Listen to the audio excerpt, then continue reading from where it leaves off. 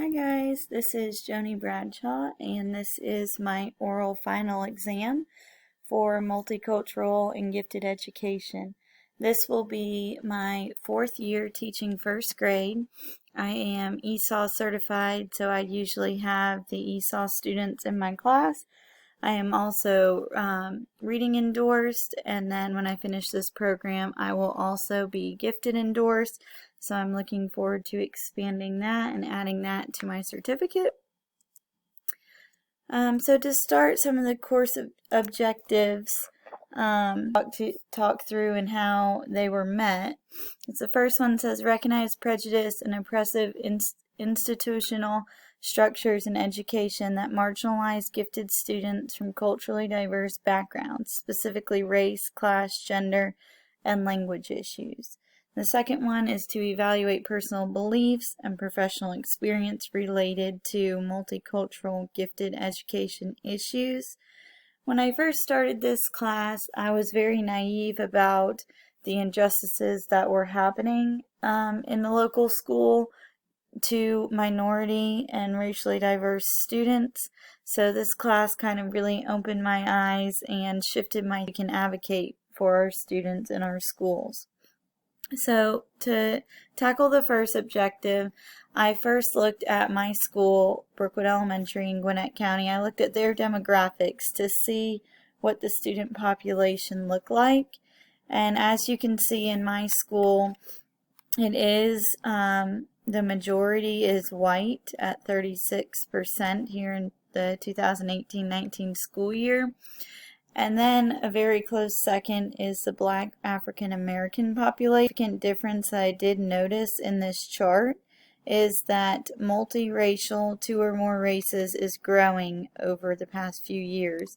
And that is true, I think, as we begin to move forward in our society. White will become the minority eventually, so we need to be equipped in helping and supporting the minorities in our schools. So I thought that was interesting to look at. I couldn't find anything specifically from my local school about the gifted population, but I know last year in my class I had 5 students that got pulled out for gifted who were identified, and of those 5, only 1 of them was African American, 2 of them were Asian, and the other 2 were white. So to address this course objective, I think we need to look at how first graders are identified based on their race. I noticed whenever I have to fill out portfolios for the gifted students, if they only qualify with one component, then they have to either qualify in creativity or motivation. And I notice as the teachers fill out these evaluations, they don't really put much effort into helping their minority or other cultures, culturally diverse students get into the program. It's kind of just like a check off a list to do this to get them identified. And I think if there was more training in how to fill out the portfolios for these students, or using Mary Fraser's tabs would be useful to give the teachers so that they kind of have an idea of what you're looking for when we are identifying the students for focus. And I think that is we're really lacking in that department, where the teachers filling out these referrals aren't really trained in multicultural education. Therefore, minorities are not getting referred as often as they should. The second one I looked at, the second course objective that I looked at, was evaluate personal beliefs and professional experience related to multicultural gifted education issues. For my personal beliefs, I began talking to family and friends and having courageous conversations with them. It never really occurred to me until I started taking this class that Howard's white privilege is a thing, and being a white woman, my family doesn't really know the struggles and the obstacles that people of color go through. So we began talking about the Black Lives Matter movement and what it was about and why they were protesting. And it really opened up some conversations that were a little bit uncomfortable to have with my family and friends, but to kind of enlighten them about things that were happening. I mean, we've never had to worry about somebody following us in a store, whereas I've had conversations with my friends of color, and they always have to make sure that when they are in certain settings, dress like they should, and talk how they think they should to fit into that context. And they have to worry about being followed in stores or constantly being looked after. And that kind of falls into the white privilege that I never even thought of before, because it has never happened to me. So having these types of conversations with family and friends, and also with colleagues, I think it's important to have these courageous conversations, especially when it comes to teaching our multicultural students. That is becoming the majority in our classrooms, and we need to be able to relate to these students and share experience with them. So I have been also talking with my colleagues of color and getting their perspective and their ideas on things to help broaden my perspective. So my future plans, I plan on incorporating the Boykin-Banks model or the Bloom-Banks model also. In undergrad, Bloom is really the only matrix that is ever really taught for making lesson plans or creating activities. So I like this Bloom-Banks matrix that kind of incorporates both of them.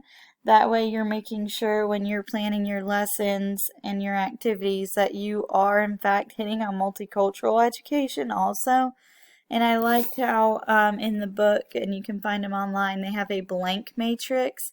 That way you can begin plugging in different activities or ideas you have into the cells, and then maybe bringing it to your collaborative planning and seeing if your colleagues can help fill in some of the gaps or have other ideas for certain activities. I think that's something that we really need to make sure we improve. And on my first grade team in the upcoming school year, our activities are not really incorporating multicultural issues, and I think that's a major problem. I would also I love the family tree, the My Peeps activity we did in the beginning, and I was thinking, since I teach first grade, maybe doing a family tree activity such as this My Culture poster up here. A little simpler version of what we did, but having the students write about their family and their culture, their religion, what language they speak. Down here in knowledge, it says what knowledge has been passed down to you, their ethnicity, their heritage, just a little bit about their culture and who they are. That way we can incorporate some of these things into our lessons when we're talking about different cultures and things like that in social studies. And that way all students are feeling engaged and they are learning about more cultures than just their own.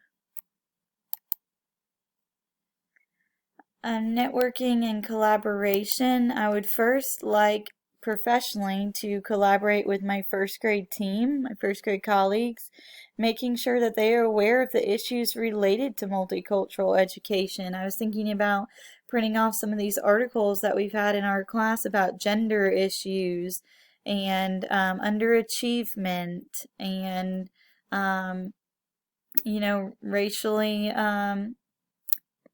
racial issues such as African Americans and minorities being underrepresented in the gifted population, and how we can help, close that gap together.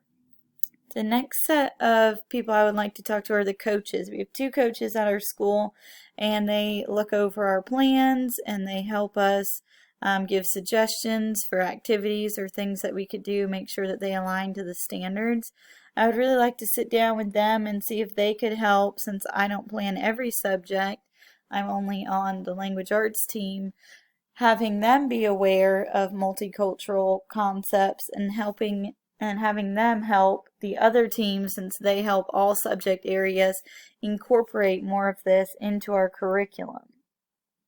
And then personally, I would like to really dive deeper into the Black Lives Matter. I keep researching, I keep talking with friends of color and colleagues and trying to learn a little bit more about their life and their experiences that they go through, and why it's important to stand up for their culture and help them protest peacefully through the Black Lives Matter, because it is a reoccurring problem. And all the events, world events that are going on these days, I think it's important to hear what they have to say and why they're protesting. A lot of the white population has no idea why they're protesting. So to sit down and talk to them and find out why it is they're protesting and become more knowledgeable about them. Thank you for watching.